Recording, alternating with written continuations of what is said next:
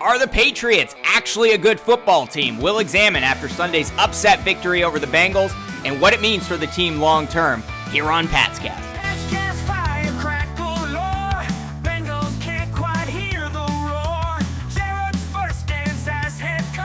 Welcome to Patscast. I'm Brad Whitaker, just got back from Cincinnati and what will be one of the more memorable Patriots games I've ever attended. And speaking of memorable experiences, whether you're catching the latest game highlights or browsing online, you want to make sure your digital privacy is just as secure as the Patriots defense, and that's where ExpressVPN comes in. Visit expressvpn.com/Patscast to get 3 months off of a 12-month annual plan. With ExpressVPN, you can browse safely and stream your favorite content from anywhere in the world, so keep your online presence as protected as the Patriots defense by visiting expressvpn.com/Patscast. But Sunday was an incredible game just to be at in person and to be part of that experience. Jerod Mayo's first victory as a head coach. We know they're rebuilding and they're trying to build something special here long term. And they looked a lot better than I think any of us had expected. Now, you got to take some of it with a grain of salt because historically the Bengals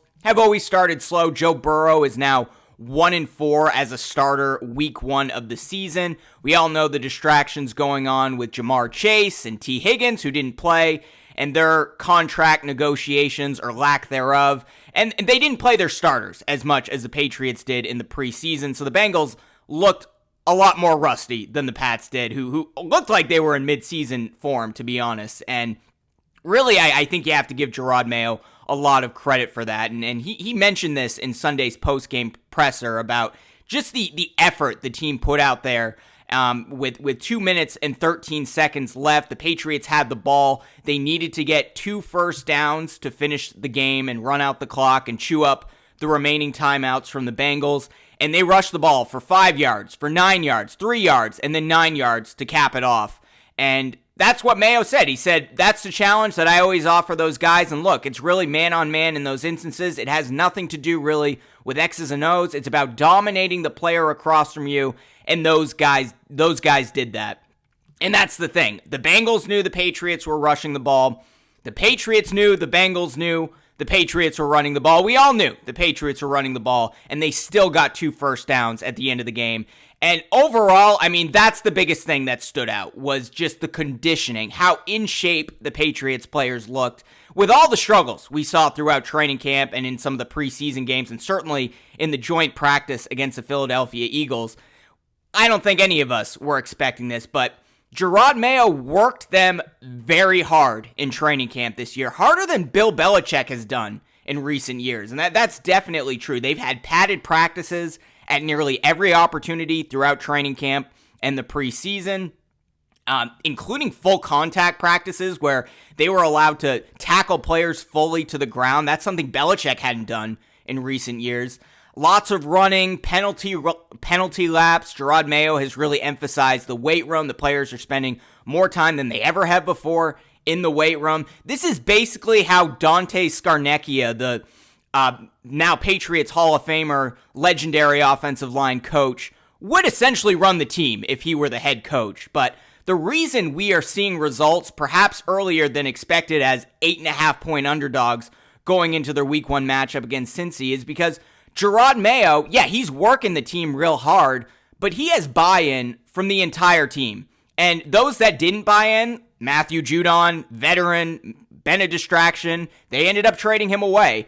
And even doing something like that, the players all still bought in, and you could tell their real appreciation for Jerod Mayo after that game and how well he's coached them so far. So you have to give Mayo a lot of credit, and this makes a strong argument about having a so-called player-friendly coach out there as long as he is working them harder than everyone else. If you have a coach who is friendly and is open, there's a tendency there to get a bit soft and not really work the players because you want to be all buddy-buddy. And that was what I was really worried about with Jerod Mayo. But he really has worked this team hard throughout training camp. I don't think there's any team in the NFL that worked as hard over these last, 6 to 8 weeks as Jerod Mayo and the Patriots have worked. And the results showed on Sunday in that upset victory. And there really is a new aura to this team that we haven't seen since the Brady Belichick era. Yeah, I know aura is like the word of the year.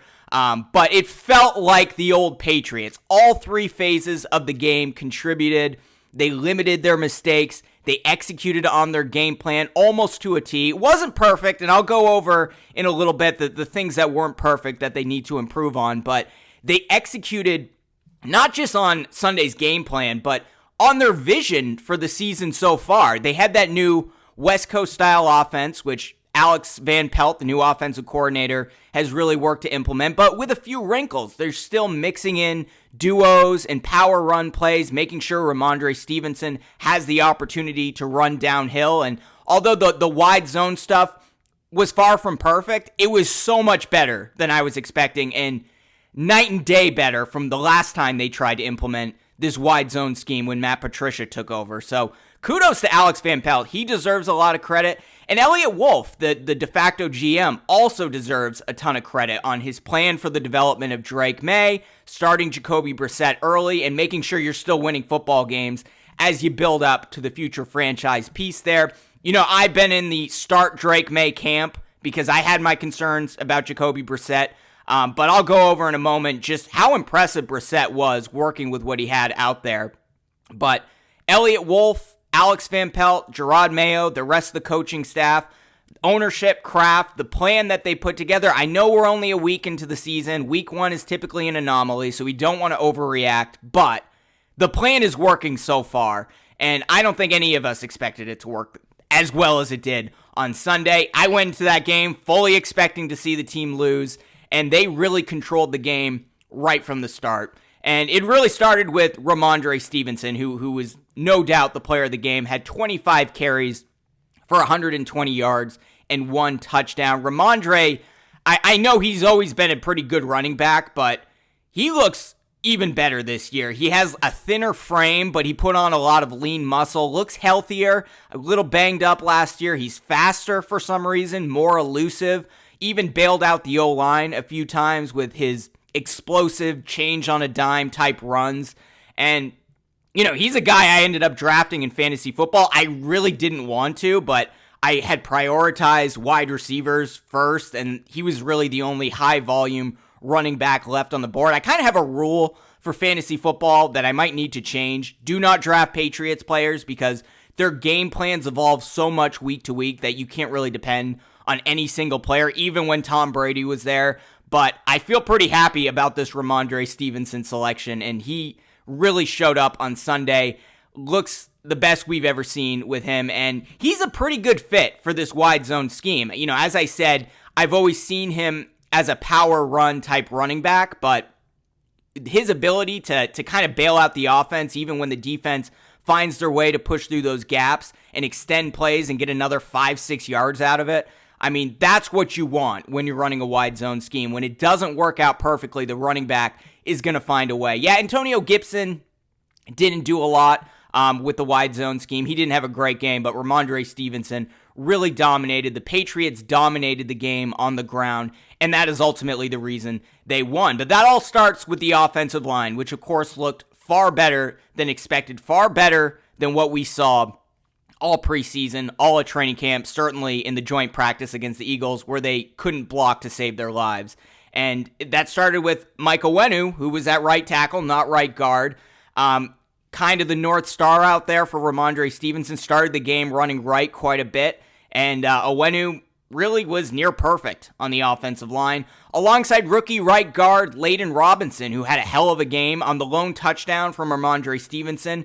Layden Robinson pancaked the defender in front of him. That was the only touchdown the Patriots had all game, but that was because of the right side of the offensive line between Onwenu and Layden Robinson, who really played well. But there were some guys that didn't play well, and like I said, the O-line wasn't perfect. It was far from perfect, and that started with Chuks Okorafor early in the game. We know his struggles in the last preseason game with some of the illegal formation penalties. He was actually pulled mid-series in the second series of the game after allowing one too many rushes by Trey Hendrickson, the Bengals star pass rusher, that ultimately put Jacoby Brissett in danger a number of times. They took Chuks Okorafor out of the game. He was replaced by Vidarian Lowe, which I don't think any of us Patriots fans were excited about. And Vidarian Lowe is also coming off an injury. We talk about conditioning. He essentially hadn't practiced for 10 days, and looked pretty good out there. Yeah, he still allowed a few hits to Brissett the rest of the game, but it was a vast improvement from the way Chuks Okorafor was playing in the first quarter. And Mayo addressed this in his morning press conference today, saying, I think Chuks Okorafor has the entire skill set to be a good tackle in this league. I would say during the game there were some challenges. He had some challenges and some struggles over there, and Vidarian Lowe came in and did a great job for us. Once again, it's about competing each and every week, and we'll see how this week of preparation goes. Chuks Okorafor may be in there. I'm not sure. We'll just have to see how the week goes, but I think it's probably Vidarian Lowe's job right now. It doesn't seem like they're in any rush right now to move Caden Wallace, the rookie that they drafted, over to left tackle. I think it's probably going to be Vidarian Lowe's job. And yeah, I know Lowe has struggled, and I've certainly had my criticism of him over the last few months, but you know, when you're running a wide zone scheme, I think the issue with Vidarian Lowe is he's a little thinner for your average NFL tackle, so he does get bulldozed from time to time, but he's also able to run the field very well and get downfield and make the correct blocks, and that's something you really need for an offensive line that really is built for the old school power run.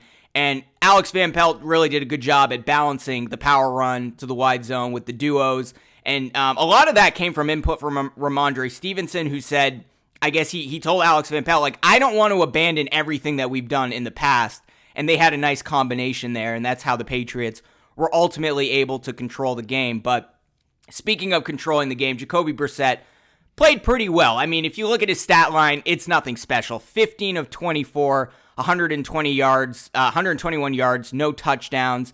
But I think I might have been a little too hard on him, because the last few weeks was not the Jacoby Brissett I've been hearing about. The Jacoby Brissett that I heard about all offseason was a guy who protects the football, doesn't make too many mistakes, makes the right decisions, is a bit conservative out there, and the type of guy you really want, a veteran that can be a bridge quarterback to the future franchise piece, Drake May. And we really hadn't seen that, where he struggled quite a bit in the preseason, and he struggled a bit in the late practices during training camp. But he kept his composure, didn't turn the ball over, got rid of the football relatively quickly, although he did have a lot more time to throw on some plays than I expected. But even when he didn't have time to throw, he was far more mobile than I certainly expected. He had 32 yards rushing total, and as I've said, I've kind of thought of Jacoby Brissett now as a strict pocket passer, but he was able to extend plays with his legs and get some first downs that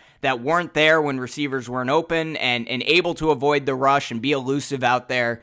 And that's really what you want from Jacoby Brissett. He's not going to win the MVP. He's probably not going to make the Pro Bowl. He will probably be replaced by Drake May at some point this season, but he did what he needed to do.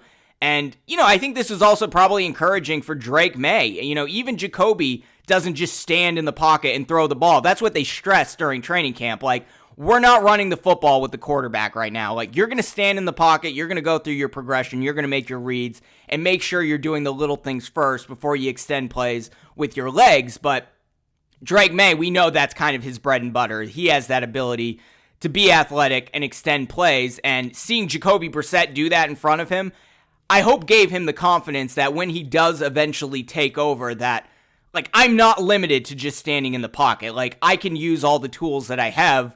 But overall, Jacoby Brissett, when he had time to stand in the pocket, when he had time to go through his progression, he made the correct decisions, and that's the reason the Patriots ultimately won the game. He had a few bad throws.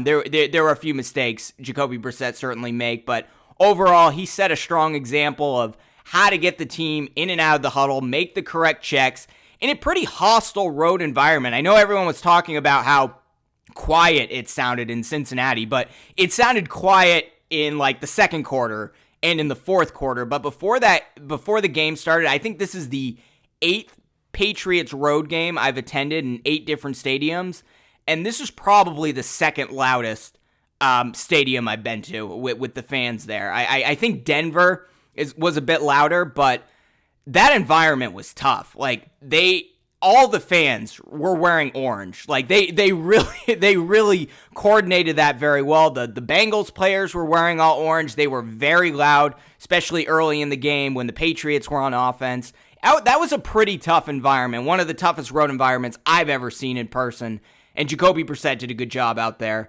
And, look, they're ultimately going to stick with Jacoby Brissett as long as they continue winning games, or if he's not the reason they're losing games, they're not going to take him out there.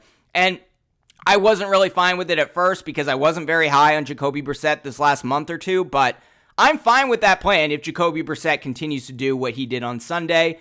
But like I said, I was skeptical until yesterday. But the plan is working, and you look at some of the other rookie quarterbacks that played around the league, they all struggled a little bit. Jaden Daniels perhaps looked the best at Washington, but he had his fair share of struggles. Caleb Williams certainly struggled. They won the game, but it wasn't really because of him. Bo Nix looked terrible against the Seahawks. If Jacoby Brissett's going to go out there, not turn the football over, make the right decisions, and do just enough to win the game, then yeah, I'm fine with keeping Drake May on the bench until he's ready to go. But I do want to see him at some point this season, hopefully. But if this is a Patriots team that's contending for a playoff spot with Jacoby Brissett, it's very possible we don't see Drake May all season long. And I'm fine with that, as long as they're playing good football. But overall, there wasn't a single play out there that Jacoby Brissett made that Drake May isn't capable of making and improving on, in fact, just because he has a better arm. He's probably more accurate. He's more athletic, more mobile.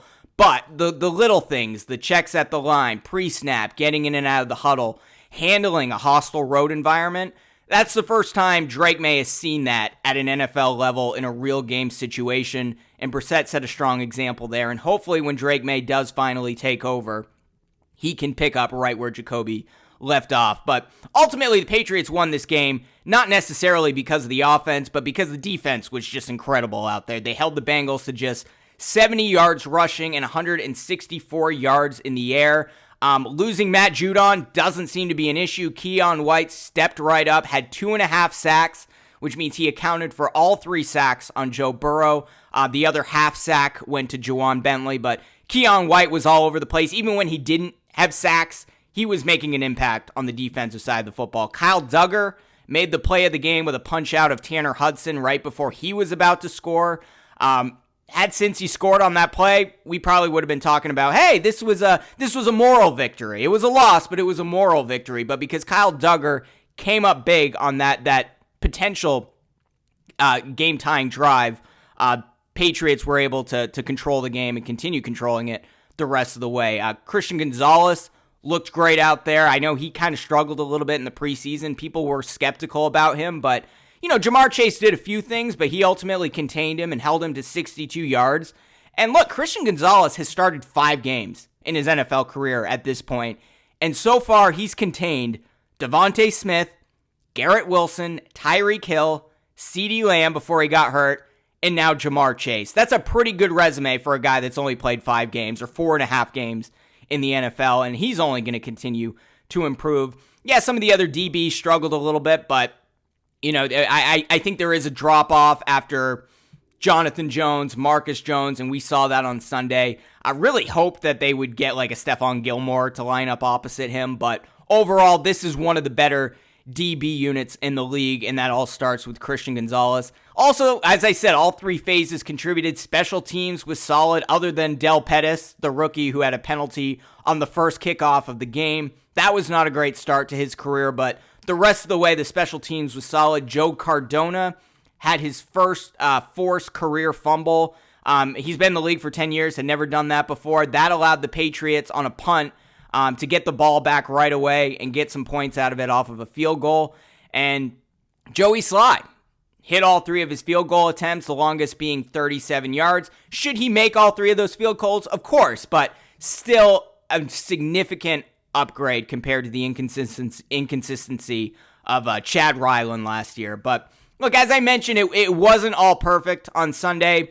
Jacoby Brissett should have had a pick in the end zone, but Hunter Henry switched to defense really quickly and broke it up. And because Hunter Henry was able to break up that play that should have been intercepted, it led to the rushing touchdown from Ramondre Stevenson. Mike Gesicki should have had a touchdown at one point. Remember him? But that was reviewed and called back after Kyle Duggar somehow broke it up. I was on the opposite side of the field, so it was really hard to see. But I thought it was a touchdown even when I watched the replay, but I guess he broke it up. And you also have to remember that this was a Bengals team far from midseason form, with a rusty Jamar Chase, with a Joe Burrow who tends to start slow, with no T. Higgins on the field. You have to take it with a grain of salt that this was not the Bengals playing at full strength with their full level of effort, with full conditioning. It's going to take them a few weeks to really get in shape, but the Patriots are already in shape, and they're ready to take on all the teams that come their way, even if they are inferior to teams like, the Jets defense or the Niners coming up or the Texans or the Dolphins. They have some tough games coming up, but just how conditioned they are, how well the plan seems to be working so far. I'm not saying they're going to be an above 500 team this year, but they have a chance against all the teams that they're playing the way they played on Sunday. And yeah, they need to score a few more points, certainly, but 16-10, these are the types of games the Patriots are going to need to win this year. They're going to need to run the ball a lot, control the time of possession, set up the bootlegs, the play actions, all of those things that they did pretty well on Sunday, and win some of these low-scoring games. But it could have been a high-scoring game if the Patriots weren't running the ball and controlling time of possession so much. If this were a game where they were throwing the ball just as much as they were running it, maybe they could have scored 24 or 30 points. So, yeah, 16-10, not a high-scoring game, but when you factor in the play style the Patriots were going with, it's going to be a low-scoring game there. And that's going to be how they have to continue to win games, but they're going to need some more splash plays going forward, but that will come in time, and that's why you drafted Drake May.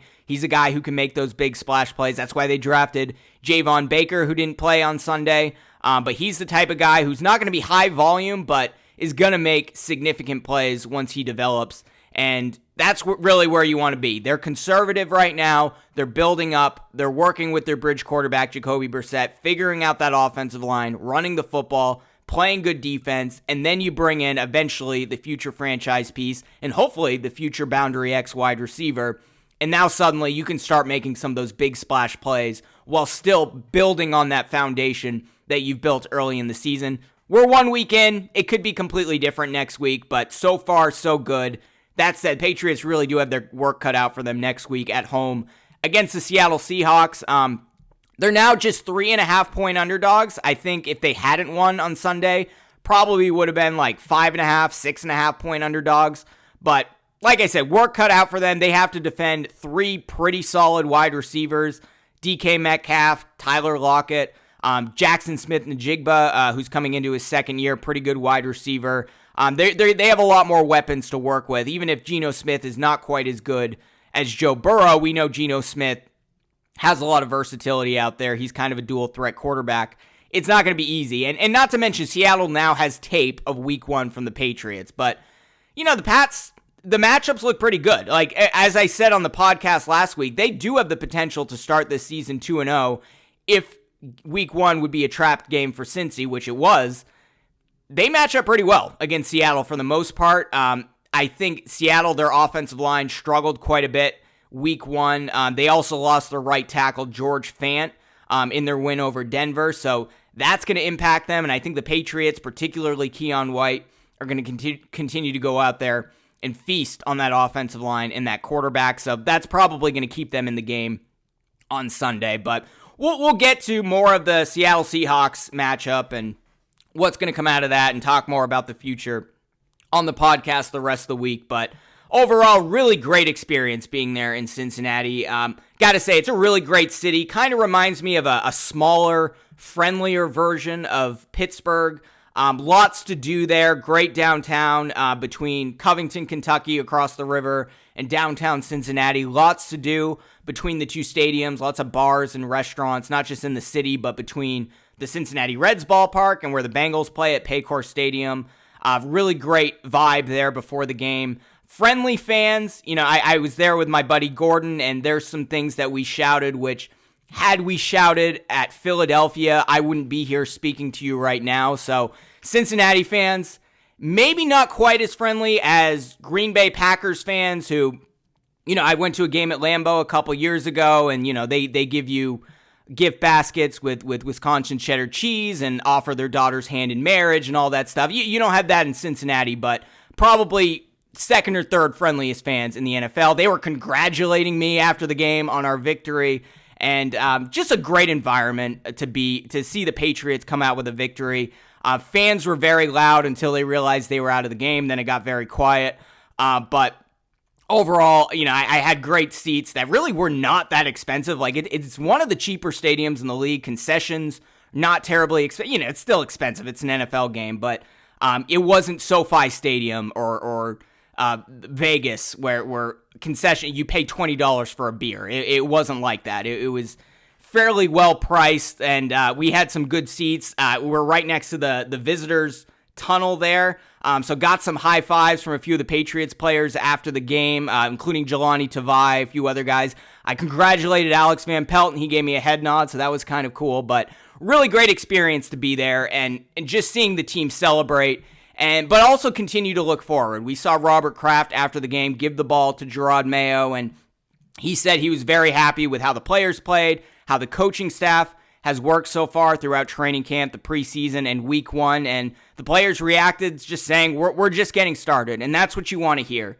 And there wasn't a lot of chatter after the game. There was a little bit, but not a lot from the Patriots players about how we're underappreciated, nobody respects us. It was a lot of looking forward to week two and building on this surprise victory. And I think this team is going to be a lot better than expected. I predicted 7 wins, which sounded crazy to a lot of people, but they already got one, right? And they have literally the toughest schedule in the NFL, but there's a lot of parity year to year. We don't know if the good teams last year are going to be good this year.